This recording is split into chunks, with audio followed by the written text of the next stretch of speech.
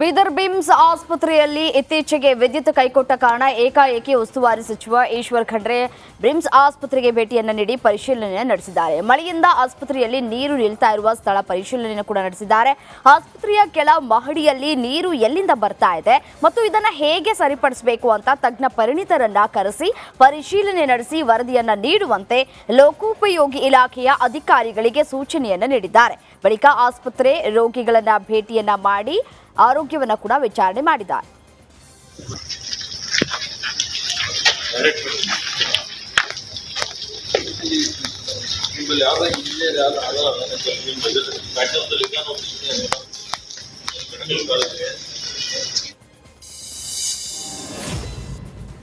ಬೆಳಗಾವಿಯಲ್ಲಿ ಆಲೂಗಡ್ಡೆ ಬೆಳೆದಂತಹ ರೈತರು ಕೈ ಸುಟ್ಟುಕೊಳ್ಳುವಂತಹ ಪರಿಸ್ಥಿತಿ ನಿರ್ಮಾಣ ಆಗಿದೆ. ಬೆಳಗಾವಿ ತಾಲೂಕಿನ ಕಡೋಲಿ ಗ್ರಾಮದ ಸುತ್ತಮುತ್ತಲಿನ ಗ್ರಾಮಗಳಲ್ಲಿ ಅಂದಾಜು 2,000 ಎಕರೆ ಪ್ರದೇಶದಲ್ಲಿ ರೈತರು ಆಲೂಗಡ್ಡೆಯನ್ನು ಬಿತ್ತನೆ ಮಾಡಿದ್ದಾರೆ.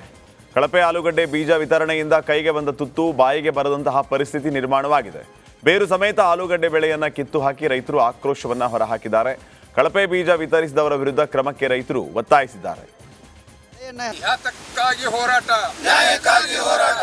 ಕಳಪೆ ಬೀಜ ಕೊಟ್ಟ ಅಡತಿ ಅಂಗಡಿಯವರಿಗೆ, ಕಳಪೆ ಬೀಜ ಕೊಟ್ಟ ಅಡತಿ ಅಂಗಡಿಯವರಿಗೆ, ನಿರ್ಲಕ್ಷ್ಯ ಮಾಡಿದ APMC ಅಧಿಕಾರಿಗಳಿಗೆ ಯಾತಕ್ಕಾಗಿ ಹೋರಾಟ, ನ್ಯಾಯಕ್ಕಾಗಿ ಹೋರಾಟ, ಯಾತಕ್ಕಾಗಿ ಹೋರಾಟ. ರೈತರಿಗೆ ಕಳಪೆ ಬೀಜ ಕೊಟ್ಟ ಅಡತಿ ಅಂಗಡಿಯವರಿಗೆ, ರೈತರಿಗೆ ಕಳಪೆ ಬೀಜ ಕೊಟ್ಟ ಅಡತಿ ಅಂಗಡಿಯವರಿಗೆ ಯಾತಕ್ಕಾಗಿ ಹೋರಾಟ, ನ್ಯಾಯಕ್ಕಾಗಿ ಹೋರಾಟ. ಕಳಪೆ ಬೀಜ ಕೊಟ್ಟ ಅಡತಿ ಅಂಗಡಿಯವರಿಗೆ, ಕಳಪೆ ಬೀಜ ಕೊಟ್ಟ ಅಡತಿ ಅಂಗಡಿಯವರಿಗೆ ನಿರ್ಲಕ್ಷ್ಯ ಮಾಡಿದ APMC ಅಧಿಕಾರಿಗಳು. ರಿಪಬ್ಲಿಕ್ ಕನ್ನಡದಿಂದ ಜಸ್ಟಿಸ್ ಫಾರ್ ಭಾರತಿ ಅಭಿಯಾನಕ್ಕೆ ವ್ಯಾಪಕ ಬೆಂಬಲ ಸಿಗ್ತಾ ಇದೆ. ಯುವತಿಯನ್ನ ಅತ್ಯಾಚಾರ ಎಸಗಿ ಭೀಕರ ಕೊಲೆ ಮಾಡಿದ ಕೇಸ್ ರಾಜಕೀಯ ವಲಯದಲ್ಲೂ ಭಾರಿ ಸಂಚಲನ ಸೃಷ್ಟಿಸಿದೆ. ಸಮಾಜ ಕಲ್ಯಾಣ ಇಲಾಖೆ ಅಧಿಕಾರಿಗಳು ಉಸ್ತುವಾರಿ ಸಚಿವರ ಮಾತಿಗೂ ಡೋಂಟ್ ಕೇರ್ ಅಂತ ಸುದ್ದಿ ವರದಿಯಾಗಿದ್ದೇ ತಡ ಅಧಿಕಾರಿಗಳು ಗ್ರಾಮಕ್ಕೆ ದೌಡಾಯಿಸಿದ್ದಾರೆ. ಬಳಿಕ ನಾಯಕರು ಯುವತಿ ಕುಟುಂಬಕ್ಕೆ 4 ಲಕ್ಷ ರೂಪಾಯಿ ಚೆಕ್ ಅನ್ನು ನೀಡಿ ಧೈರ್ಯವನ್ನ ತುಂಬಿದ್ದಾರೆ. ಅವ್ರಿಗೆ ಶಿಕ್ಷೆ ಆಗ್ಯದ ಅಂತ ತಿಳ್ಕೊರಿ, ಕುಡ್ರಿ ಅಂತ ಅನ್ಬೇಡ್ರಿ, ಶಿಕ್ಷೆ ಆಗ್ಯದ ಅಂತ ತಿಳ್ಕೊರಿ ಅಷ್ಟೇ. ಈಗ ಆಲ್ರೆಡಿ ಜೈಲ್ನಾಗ ಹೊರಗೆ ಬರ್ಲಕ್ ಸಾಧ್ಯನೇ ಇಲ್ಲ. ಅವರು ಸರ್ಕಾರ ವತಿಯಿಂದ 8 ಲಕ್ಷ ರೂಪಾಯಿ ಪರಿಹಾರದ 4 ಲಕ್ಷ ರೂಪಾಯಿ ಪರಿಹಾರ ಕೊಡ್ತೇವೆ. ಕೋಲಾರ ಜಿಲ್ಲೆಯ ಮೊರಾರ್ಜಿ ದೇಸಾಯಿ ವಸತಿ ಶಾಲೆಯ ಶಿಕ್ಷಕ ಮುನಿಯಪ್ಪ ಎಂಬಾತನ ವಿರುದ್ಧ ಈ ಹಿಂದೆ FIR ದಾಖಲಾಗಿತ್ತು. ಪೊಲೀಸರ ತನಿಖೆ ವೇಳೆ ಈತನ ಮೊಬೈಲಲ್ಲಿ 5,000ಕ್ಕೂ ಹೆಚ್ಚು ನಗ್ನ ವಿಡಿಯೋಗಳನ್ನು ನೋಡಿ ಹೈಕೋರ್ಟ್ ಆತಂಕ ವ್ಯಕ್ತಪಡಿಸಿದೆ. ಅಲ್ಲದೆ ಆ ಕಾಮುಕ ಶಿಕ್ಷಕ FIR ರದ್ದು ಕೋರಿ ಸಲ್ಲಿಸಿದ್ದ ಅರ್ಜಿಯನ್ನು ಕೂಡ ಹೈಕೋರ್ಟ್ ವಜಾಗೊಳಿಸಿದೆ. ಕಲಬುರಗಿಯಲ್ಲಿ ಯುವತಿಯರನ್ನ ಬಳಸಿಕೊಂಡು ಹನಿ ಟ್ರ್ಯಾಪ್ ಮಾಡ್ತಾ ಇರುವಂತಹ ಆರೋಪ ಕೇಳಿಬಂದಿದೆ. ಸೋಷಿಯಲ್ ಮೀಡಿಯಾದಲ್ಲಿ ಹುಡುಗಿಯರನ್ನ ಪರಿಚಯ ಮಾಡಿಕೊಂಡು ಅವರ ಆರ್ಥಿಕ ಪರಿಸ್ಥಿತಿಯನ್ನ ತಿಳಿದು ಆಟ ಆಡುವ ಗ್ಯಾಂಗ್ ಕೋಲಾರದಲ್ಲಿ ಬೀಡು ಬಿಟ್ಟಿದೆ ಎನ್ನಲಾಗ್ತಾ ಇದೆ. ಈ ಬಗ್ಗೆ ಖುದ್ದು ಹನಿ ಟ್ರ್ಯಾಪ್ ಸಂತ್ರಸ್ತೆಯಿಂದಲೇ ಸ್ಫೋಟಕ ಮಾಹಿತಿ ಬಹಿರಂಗವಾಗಿದ್ದು 10ಕ್ಕೂ ಹೆಚ್ಚು ಹುಡುಗಿಯರನ್ನ ಇಟ್ಕೊಂಡು ಅಧಿಕಾರಿಗಳು ಉದ್ಯಮಿಗಳು ಹನಿ ಟ್ರ್ಯಾಪ್ ಮಾಡ್ತಾ ಇರುವಂತಹ ಆರೋಪ ಕೇಳಿಬರ್ತಾ ಇದೆ. ಈ ಬಗ್ಗೆ ಖುದ್ದು ಸಂತ್ರಸ್ತೆಯೇ ಪೊಲೀಸರಿಗೆ ದೂರನ್ನ ನೀಡಿದ್ದು ಕಲಬುರಗಿಯ ಸ್ಟೇಷನ್ ಬಜಾರ್ ಪೊಲೀಸ್ ಠಾಣೆಯಲ್ಲಿ ಪ್ರಕರಣ ದಾಖಲಾಗಿದೆ.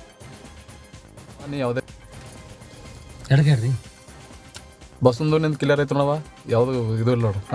ಬಸ್ಸೊಂದು ನಿಂದು ಅವನ ತಂಟೆಗೆ ನೀವು ಹೋಗಂಗಿಲ್ಲ, ನಿನ್ನ ತಂಟೆಗೆ ಅವ ಹೋಗಂಗಿಲ್ಲ. ಬಸ್ಸೊಂದು ನಿಂದು ಕಿಲ್ಲರ್ ಐತೆ ನೋಡವ, ಯಾವುದು ಇದು ಇಲ್ಲ ನೋಡು. ಬಸ್ಸೊಂದು ನಿಂದು ಅವನ ತಂಟೆಗೆ ನೀವು ಹೋಗಂಗಿಲ್ಲ, ನಿನ್ನ ತಂಟೆಗೆ ಅವ ಹೋಗಂಗಿಲ್ಲ. ಬಸ್ಸು ಪೊಲೀಸ್ ಗೊತ್ತಲ್ಲ ಕಮಲಾಪುರ. ಅವ ನೀ ಯಾವುದೇ ರೀತಿ ಮುಂದೆ ಅವನ ಪಾಡಿಗೆ ಅವ ನಿನ್ನ ಪಾಡಿಗೆ ನೀ ಗೊತ್ತೈತಿಲ್ಲ ಅಷ್ಟೇ. ಅದ್ರ ಪರವಾಗಿ ಏನಂದ್ರೆ ದುಡ್ದು. ಓಲಾ ಆಟೋ ಬುಕಿಂಗ್ ಸಂಬಂಧ ಆಟೋ ಚಾಲಕ ಮತ್ತು ಯುವತಿಯ ನಡುವೆ ವಾಗ್ವಾದ ನಡೆದು ಹೊರ ರಾಜ್ಯದ ಯುವತಿಯ ನಾಲಿಗೆ ಹರಿಬಿಟ್ಟಿರೋದು. ಬೇರೆ ಕಡೆಯಿಂದ ಬಂದು ಇಲ್ಲಿ ಕೆಲಸ ಮಾಡ್ತಾರೋ ನಾವು ನಮ್ಮಿಂದಾನೇ ಬೆಂಗಳೂರು ಅಭಿವೃದ್ಧಿ ಅಂತ ಸೆಲ್ಫಿ ವಿಡಿಯೋ ಮಾಡಿ ಅವಾಚ್ಯ ಶಬ್ದಗಳಿಂದ ನಿಂದಿಸಿದ್ದಾಳೆ. ಉತ್ತರ ಭಾರತೀಯ ಮೂಲದ ಯುವತಿಯ ಈ ಹೇಳಿಕೆ ಬೆಂಗಳೂರಿಗರನ್ನ ಕೆರಳುವಂತೆ ಮಾಡಿದೆ. ಸದ್ಯ ಯುವತಿಯ ಈ ವಿಡಿಯೋ ಸೋಷಿಯಲ್ ಮೀಡಿಯಾಗಳಲ್ಲಿ ವೈರಲ್ ಆಗಿದೆ. People out here have no decency, no respect for other people or their money. They just want to harass people, extort people and behave as if we have done something very wrong because we are living in Bangalore. all the progress that this city has is because of the people who are coming here and working, who are paying taxes, who are paying rents to, who are buying. ವಿವಿಧ ರಾಜ್ಯಗಳ ಒಟ್ಟು 565 ಯುವಕ ಯುವತಿಯರು ದೇಶ ಕಾಯೋದಕ್ಕೆ ಸಜ್ಜಾಗಿದ್ದಾರೆ. ಯಲಹಂಕ ಬಳಿಯ ಸೇಡ್ಕೋ ಕ್ಯಾಂಪಸ್ನಲ್ಲಿ ತರಬೇತಿಯನ್ನ ಪಡೆದುಕೊಂಡು ಆ ಒಂದು ತರಬೇತಿ ಪೂರ್ಣವಾಗಿದೆ. ದೈಹಿಕ ಸಾಮರ್ಥ್ಯ, ಡ್ರಿಲ್, ಫೀಲ್ಡ್ ಕ್ರಾಫ್ಟ್ ಮತ್ತು ಶಸ್ತ್ರಗಳ ಕಠಿಣ ತರಬೇತಿ ಮುಗಿಸಿರುವಂತಹ ಹೊಸ ಬಿಎಸ್ಎಫ್ ಯೋಧರಿಗೆ ಬೀಳ್ಕೊಡುಗೆ ಸಮಾರಂಭ ಆಯೋಜನೆ ಮಾಡಲಾಗಿತ್ತು. 40 ವಾರಗಳ ತಾಂತ್ರಿಕ ತರಬೇತಿ ಮುಗಿಸಿ ದೇಶದ ಗಡಿಯನ್ನ ಕಾಯುವುದಕ್ಕೆ ಯೋಧರು ಸಿದ್ಧರಾಗಿದ್ದಾರೆ.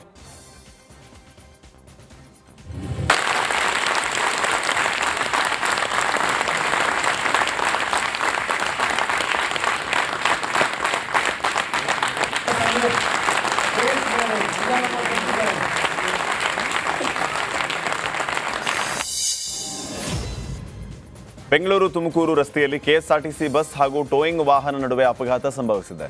ಟೋಯಿಂಗ್ ವಾಹನದ ಚಾಲಕನ ನಿಯಂತ್ರಣ ತಪ್ಪಿ ಕೆಎಸ್ಆರ್ಟಿಸಿ ಬಸ್ಗೆ ಡಿಕ್ಕಿ ಹೊಡೆದಿದೆ. ಅದೃಷ್ಟವಶಾತ್ ಅವಘಡದಲ್ಲಿ ಯಾವುದೇ ಪ್ರಾಣಾಪಾಯ ಸಂಭವಿಸಿಲ್ಲ. ನಿಯಂತ್ರಣ ತಪ್ಪಿ ಡಿವೈಡರ್ಗೆ ಲಾರಿ ಡಿಕ್ಕಿ ಹೊಡೆದು ಡಿಕ್ಕಿಯ ರಭಸಕ್ಕೆ ಲಾರಿಯ ಮುಂಭಾಗದ ಚಕ್ರ ಕಳಚಿ ಹೋಗಿದೆ. ಚಿಕ್ಕಮಗಳೂರು ನಗರದ ಐಟಿ ಸರ್ಕಲ್ನಿಂದ ಹಿರೇಮಗಳೂರು ಬೈಪಾಸ್ ರಸ್ತೆಯಲ್ಲಿ ಘಟನೆ ನಡೆದಿದೆ. ಮದ್ಯ ಸೇವಿಸಿ ಲಾರಿ ಚಾಲನೆ ಮಾಡ್ತಾ ಇದ್ದಂತಹ ಆರೋಪ ಕೇಳಿಬಂದಿದ್ದು, ಸ್ಥಳಕ್ಕೆ ಸಂಚಾರ ಪೊಲೀಸರು ಭೇಟಿ ನೀಡಿ ಪರಿಶೀಲನೆ ನಡೆಸಿದ್ದಾರೆ.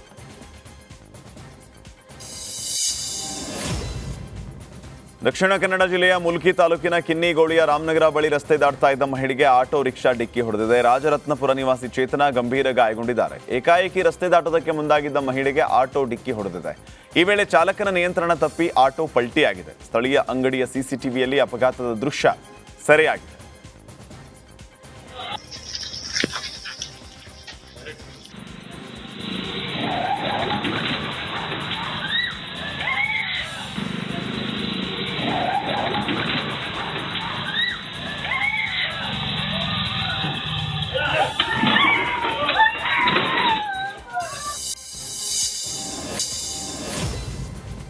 ಕಲಬುರಗಿ ಜಿಲ್ಲೆ ಕಾಳಗಿ ತಾಲೂಕಿನ ಮಾಡಬುಳ ಠಾಣೆ ಪೊಲೀಸರು ಇಬ್ಬರು ಕುಖ್ಯಾತ ಬೈಕ್ ಕಳ್ಳರನ್ನು ಅರೆಸ್ಟ್ ಮಾಡಿದ್ದಾರೆ. ಆಕಾಶ್ ರಾಠೋಡ್ ಹಾಗೂ ಸಾಗರ್ ನಾಯ್ಕೊಡಿ ಆರೋಪಿಗಳು ಅರೆಸ್ಟ್ ಆಗಿರೋದು. ಬಂಧಿತರಿಂದ 2 ಲಕ್ಷ ರೂಪಾಯಿ ಮೌಲ್ಯದ 4 ಬೈಕ್ಗಳನ್ನು ಪೊಲೀಸರು ವಶಕ್ಕೆ ಪಡೆದಿದ್ದಾರೆ. ಮಾಡಬುಳ ಪೊಲೀಸ್ ಠಾಣೆಯಲ್ಲಿ ಪ್ರಕರಣ ದಾಖಲಾಗಿದೆ.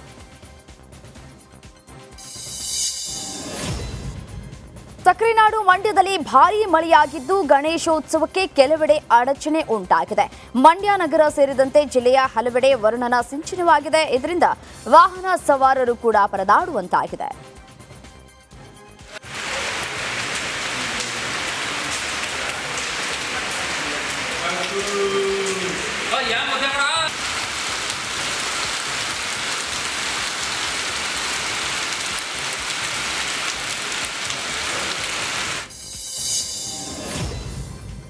ಚಿಕ್ಕಮಗಳೂರು ತಾಲೂಕಿನ ಮುತ್ತೋಡಿ ಅಭಯಾರಣ್ಯದಲ್ಲಿ ಸೈಕಲ್ ರೇಸ್ ಆಯೋಜನೆ ಮಾಡಲಾಗಿದೆ. ಭದ್ರಾ ಹುಲಿ ಸಂರಕ್ಷಿತ ಅರಣ್ಯದ ಅಂಚಿನಲ್ಲಿ ಸೈಕಲ್ ರೇಸ್ ಆಯೋಜನೆಗೆ ವ್ಯಾಪಕ ವಿರೋಧ ವ್ಯಕ್ತವಾಗಿದೆ.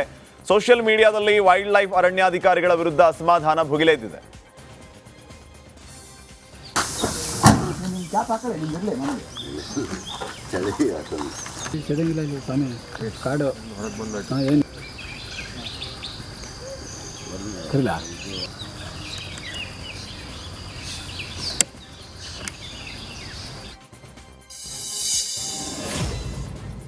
ದಾವಣಗೆರೆ ತಾಲೂಕಿನ ಕನಗೊಂಡನಹಳ್ಳಿ ಗ್ರಾಮದಲ್ಲಿ 300 ವರ್ಷದ ಹಳೆ ಮರದಲ್ಲಿ ಹಾಲ್ ನೊರೆಯಂತ ಬಿಳಿ ದ್ರವ ಹೊರಬರ್ತಾ ಇದೆ. ಗ್ರಾಮದ ಮರಡಿ ಕೆಂಚಮ್ಮ ದೇವಸ್ಥಾನದ ಬಳಿ ಇರುವ ಬೇವಿನ ಮರದಲ್ಲಿ ಬಿಳಿ ದ್ರವ ಕಂಡು ಬಂದಿದೆ. ಗ್ರಾಮಸ್ಥರು ದ್ರವದ ರುಚಿ ನೋಡಿ ಆಶ್ಚರ್ಯವನ್ನ ವ್ಯಕ್ತಪಡಿಸ್ತಾ ಇದ್ದಾರೆ. ಬಿಳಿ ದ್ರವ ಸಿಹಿಯಾಗಿದ್ದು ಬೇವಿನ ಮರದಲ್ಲಿ ಸಿಹಿ ಕಂಡು ಜನರು ಆಶ್ಚರ್ಯಗೊಂಡಿದ್ದಾರೆ.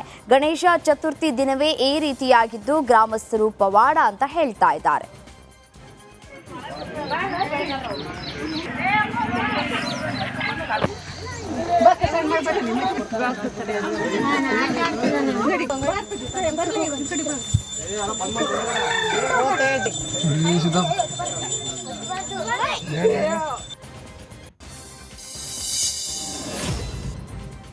ಉತ್ತರ ಕನ್ನಡ ಜಿಲ್ಲೆಯಲ್ಲಿ ಗಣೇಶ ಚತುರ್ಥಿಯ ಸಂಭ್ರಮ ಜೋರಾಗಿದೆ. ಕಾರವಾರದ ಸಿದ್ಧಿವಿನಾಯಕ ದೇವಾಲಯದಲ್ಲಿ ವಿಶೇಷ ಅಲಂಕಾರ ಮಾಡಲಾಗಿದ್ದು ಭಕ್ತರ ಮಹಾಪೂರವೇ ಹರಿದು ಬಂದಿದೆ. ಭಕ್ತರಿಂದ ಸತ್ಯಗಣಪತಿ ವ್ರತ ಆಚರಣೆ ಕೂಡ ಮಾಡಲಾಗಿದೆ.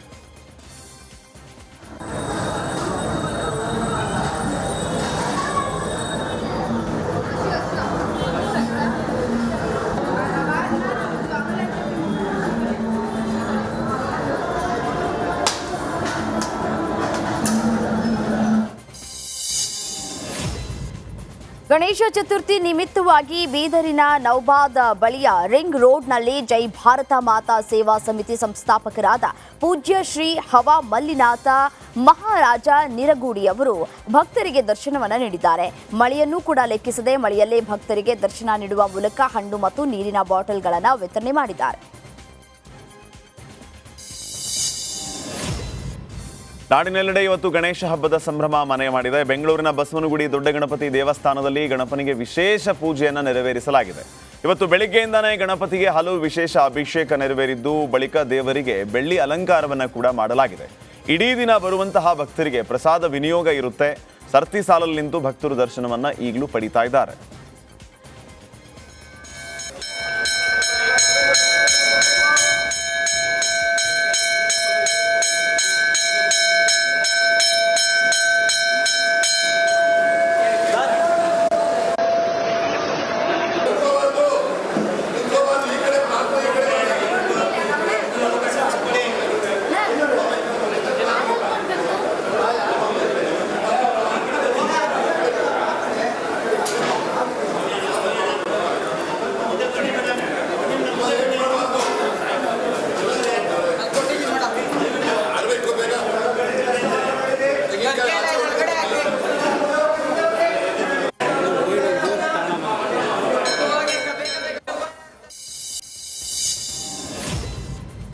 ಸಾಂಸ್ಕೃತಿಕ ನಗರಿ ಮೈಸೂರಿನಲ್ಲಿ ಗಣೇಶ ಹಬ್ಬದ ಸಂಭ್ರಮ ಮನೆ ಮಾಡಿದೆ.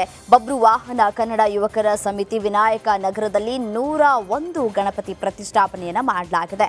ಪ್ರತಿಯೊಂದು ಗಣಪತಿ ಹಾಗೂ ಗೌರಮ್ಮನಿಗೆ ಹೂವಿನಿಂದ ಅಲಂಕಾರ ಮಾಡಿ ಯುವಕರು ಸಂಭ್ರಮಿಸಿದ್ದಾರೆ.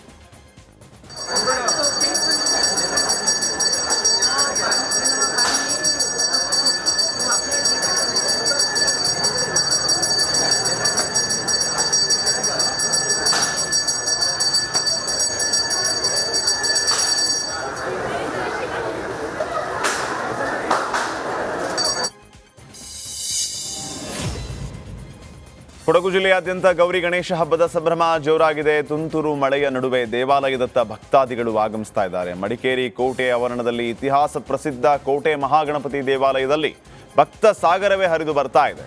ಭಕ್ತರು ಮಹಾಗಣಪತಿಗೆ ವಿಶೇಷವಾಗಿ ಪೂಜೆಯನ್ನ ಸಲ್ಲಿಸಿ ಹರಕೆ ಹೊತ್ತು ಈಡ್ಗಾಯಿ ಸೇವೆಯನ್ನ ಸಲ್ಲಿಸ್ತಾ ಇದ್ದಾರೆ.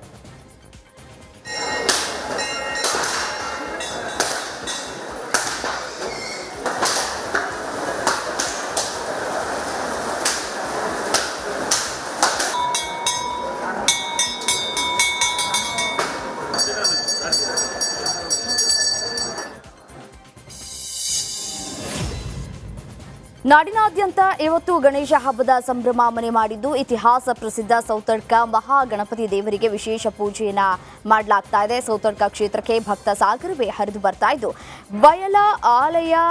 ಬಯಲ ಆಲಯ ಅಂತ ಪ್ರಸಿದ್ಧಿ ಪಡೆದುಕೊಂಡಿರುವಂತಹ ಸೌತಡ್ಕ ಕ್ಷೇತ್ರ ಹೂಗಳಿಂದ ವಿಶೇಷವಾಗಿ ಅಲಂಕಾರ ಮಾಡಲಾಗಿದೆ. ಆ ಮಹಾಗಣಪತಿ ದೇವರು 12ನೇ ಕಕ್ಷೆಯಲ್ಲಿ ಬರತಕ್ಕಂತಹ ದೇವರು ಅಂತ ಹೇಳ್ತಾ ಇದ್ದಾರೆ. ವಿಶೇಷವಾಗಿ ಈ ಕ್ಷೇತ್ರ ಸೌತಡ್ಕ ಮಹಾಗಣಪತಿ ಕ್ಷೇತ್ರ. ಈ ಕ್ಷೇತ್ರದಲ್ಲಿ ಮೊದಲು ದನಗಳನ್ನು ಕಾಯ ಗೋಪಾಲರಲ್ಲಿ ವಾಸವಾಗಿದ್ದರು. ದನಗಳನ್ನು ಕಾಯ್ತಾ ಕಾಡಿನ ಮಧ್ಯೆ ಬರಬೇಕು ಅಂತಾದರೆ ಕಾಡಲ್ಲಿ ಅವರಿಗೆ ಸಿಕ್ಕಿರುವಂಥ ಗಣಪತಿ ಅವರು ಅದನ್ನು ಪೂಜೆ ಮಾಡ್ತಾಯಿದ್ರು. ಜೀವನಕ್ಕಾಗಿ ಬೆಳೀತಿದ್ದಂಥ ಸೌತೆಕಾಯಿ ದೇವರಿಗೆ ನೈವೇದ್ಯ ಮಾಡ್ತಾಯಿದ್ರು. ಅದರಿಂದಾಗಿ ಈ ಕ್ಷೇತ್ರಕ್ಕೆ ಸೌತಡ್ಕ ಅಂತ ಹೆಸರು ಬಂತು. ಮುಂದಿನವರು ಬಂದು ಗುಡಿ ಕಟ್ಟಲಿಕ್ಕೆ ತುಂಬ ಸಾರಿ ಪ್ರಯತ್ನ ಮಾಡಿದ್ರು, ಗಡಿಗುಡಿ ಆಗಲಿಲ್ಲ. ಗಣಪತಿ ಸ್ವಪ್ನದಲ್ಲಿ ಹೇಳಿದಂತೆ ನೀವು ಗುಡಿ ಕಟ್ಟೋದು ಬೇಡ, ಗುಡಿ ಕಟ್ಟುವಂಥ ಶಕ್ತಿ ನಿಮ್ಮಲ್ಲಿದ್ದರೆ ಅದರ ಶಿಖರ ಕಾಶಿ ವಿಶ್ವನಾಥನೇ ಕಾಣುವಷ್ಟು ಎತ್ತರಕ್ಕೆ ಕಟ್ಟಬೇಕು, ಅದು ಒಂದೇ ದಿನದಲ್ಲಿ ಕಟ್ಟಿ ಮುಗಿಸ್ಬೇಕು ಅಂದರೆ ಅಪ್ಪಣೆ ಮಾಡಿದರು. ಆ ರೀತಿ ಕಟ್ಟೋಕೆ ಸಾಧ್ಯ ಇಲ್ಲ. ಅಂದರೆ ಗಣಪತಿಯ ಗುಡಿ ಗೋಪುರ ಯಾವುದು ಬೇಡ, ಅವರಿಗೆ ಬೇಕಾಗಿರೋದು ಪ್ರಕೃತಿ ಮಾತ್ರ. ಅದಕ್ಕಾಗಿ ಇವತ್ತಿಗೂ ಬಯಲಲ್ಲೇ ನಿಂತಿರೋದು ಗಣಪತಿ. ವಿಶೇಷವಾಗಿ ಗಂಟೆಗಳೆಲ್ಲ ಹರಕೆ ಹಾಕೊಳ್ತಾರೆ. ತಮ್ಮ ಇಷ್ಟಾರ್ಥಗಳು ಈಡೇರಿದ ಮೇಲೆ ಗಣಪತಿಗೆ ದೇವರಿಗೆ ಗಂಟೆ. ಇವತ್ತು ಎಲ್ಲೆಡೆ ಗಣೇಶ ಚತುರ್ಥಿಯ ಸಂಭ್ರಮ ಸಡಗರ ಮನೆ ಮಾಡಿದೆ. ಆನೆಗುಡ್ಡೆ ವಿನಾಯಕ ದೇವಸ್ಥಾನಕ್ಕೆ ಭಕ್ತ ಸಾಗರ ಹರಿದು ಬರ್ತಾ ಇದೆ. ಕುಂದಾಪುರದ ಆನೆಗುಡ್ಡೆ ವಿನಾಯಕ ದೇವಾಲಯದಲ್ಲಿ ನಿರಂತರ ಧಾರ್ಮಿಕ ಕಾರ್ಯಕ್ರಮ ನಡೀತಾ ಇದ್ದು 1000 ನಾರಿಕೇಳ ಯಾಗ ನಡೀತಾ ಇದೆ. ಆನೆಗುಡ್ಡಿ ವಿನಾಯಕನಿಗೆ ವಿಶೇಷ ಹೂವಿನ ಅಲಂಕಾರ ಮಾಡಲಾಗಿದ್ದು ಇಡೀ ದೇಗುಲವನ್ನು ಹೂವಿನಿಂದ ಸಿಂಗರಿಸಲಾಗಿದೆ.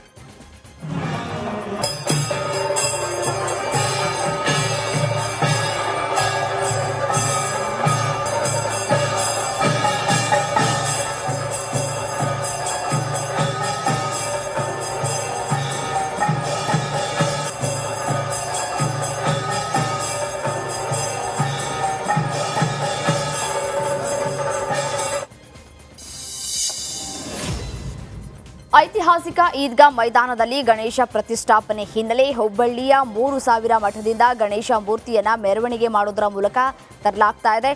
ದಾಜಿಬಾನ್ ಪೇಟೆ ಮೂಲಕ ಈದ್ಗಾ ಮೈದಾನದತ್ತ ಶ್ರೀರಾಮನ ಅವತಾರದ ಗಣೇಶ ಮೂರ್ತಿ ಆಗಮಿಸ್ತಾ ಇದ್ದು, ಮೆರವಣಿಗೆಯಲ್ಲಿ ಹಿಂದೂ ಪರ ಸಂಘಟನೆಗಳ ಕಾರ್ಯಕರ್ತರು ಹಾಗೂ ಭಕ್ತರ ಸಂಭ್ರಮ ಮುಗಿಲು ಮುಟ್ಟಿದೆ. ಇನ್ನು ಗಣೇಶ ಪ್ರತಿಷ್ಠಾಪನೆ ಹಿನ್ನೆಲೆ ಮೈದಾನದ ಸುತ್ತ ಪೊಲೀಸ್ ಬಿಗಿ ಬಂದೋಬಸ್ತನ್ನು ಮಾಡಲಾಗಿದೆ. ನಗರದಾದ್ಯಂತ 3000 ಪೊಲೀಸ್ ಸಿಬ್ಬಂದಿಯನ್ನ ನಿಯೋಜನೆ ಮಾಡಲಾಗಿದೆ. ಎಲ್ಲ ಹಿಂದೂಗಳು ಕೂಡಿ ಆಚರಿಸ್ತಾ ಇದ್ದಾರೆ. ಇದನ್ನು ಕೆಲವರು ಈದ್ಗಾ ಮೈದಾನ ಅಂತ ಕರೀತಾರೆ. ಆದರೆ ಇದು ರಾಣಿ ಚೆನ್ನಮ್ಮ ಮೈದಾನ, ರಾಣಿ ಚೆನ್ನಮ್ಮ ಪುತ್ಥಳಿಯ ಪಕ್ಕದಲ್ಲಿರೋದ್ರಿಂದ ತಲಾಂತರದಿಂದ ಇದನ್ನು ರಾಣಿ ಚೆನ್ನಮ್ಮ ಮೈದಾನ ಅಂತ ಕರೀತಾರೆ. ಈ ರಾಣಿ ಚೆನ್ನಮ್ಮ ಮೈದಾನದಲ್ಲಿ 3ನೇ ಬಾರಿಗೆ ಯಶಸ್ವಿಯಾಗಿ ಎಲ್ಲ ಭಕ್ತರು, ಎಲ್ಲ ಹಿಂದೂಗಳು, ಎಲ್ಲ ಸಮಾಜದ ಬಾಂಧವರು ಒಟ್ಟಾಗಿ ಒಂದಾಗಿ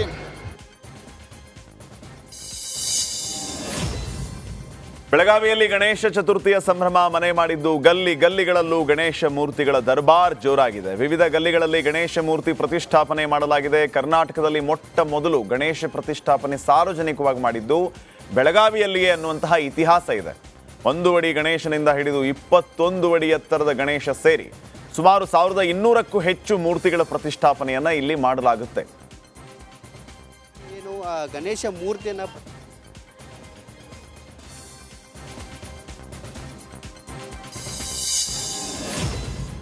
ಬೆಳಗಾವಿಯಲ್ಲಿ ಸುಮಾರು 2,21,111 ಹುಣಸೆ ಬೀಜಗಳನ್ನು ಬಳಸಿ ವಿಶೇಷವಾಗಿ ಪರಿಸರ ಸ್ನೇಹಿ ಗಣೇಶ ಮೂರ್ತಿ ಪ್ರತಿಷ್ಠಾಪನೆಯನ್ನು ಮಾಡಲಾಗಿದೆ. ಕಲಾವಿದ ಸುನೀಲ್ ಆನಂದಾಚೆ ಎಂಬುವವರಿಂದ 8 ಅಡಿ ಉದ್ದ ಹಾಗೂ 4 ಅಡಿ ಅಗಲದ ಗಣೇಶ ಮೂರ್ತಿಯನ್ನ ಪ್ರತಿಷ್ಠಾಪನೆ ಮಾಡಲಾಗಿದೆ. ವಿಸರ್ಜನೆಯ ನಂತರವೂ ಹುಣಸೆ ಬೀಜದಿಂದ ಸಸಿಗಳು ಬೆಳೆಯಲಿ ಎಂಬ ಪರಿಕಲ್ಪನೆಯಲ್ಲಿ ಗಣೇಶ ತಯಾರಿಕೆಯನ್ನ ಮಾಡಲಾಗಿದೆ.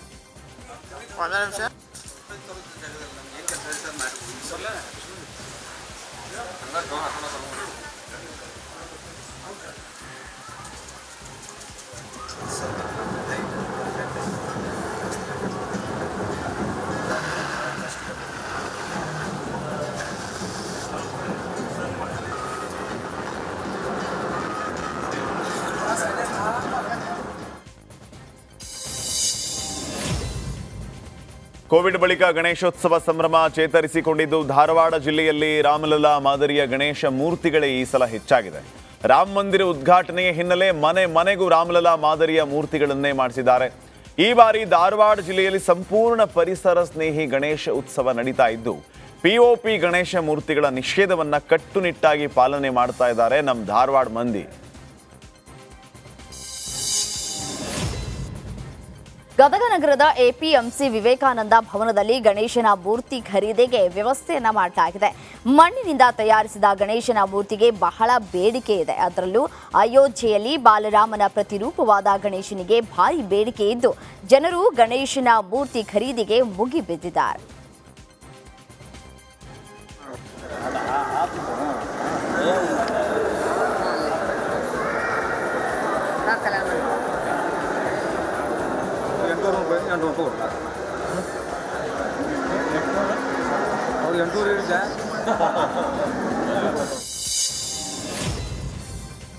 ಕೋಲಾರದ ಸಂಕಷ್ಟಹರ ಗಣಪತಿ ದೇವಾಲಯದಲ್ಲಿ ಕರಿಗಡುಬಿನಲ್ಲಿ ಗಣೇಶ ಅರಳಿದ್ದಾನೆ. ಕೋಲಾರಮ್ಮ ದೇವಾಲಯದ ಪಕ್ಕದಲ್ಲಿರುವ ದೇವಾಲಯದಲ್ಲಿ 10,001 ಕರಿಗಡುಬು ಬಳಸಿ ಗಣೇಶನನ್ನ ತಯಾರಿ ಮಾಡಲಾಗಿದೆ.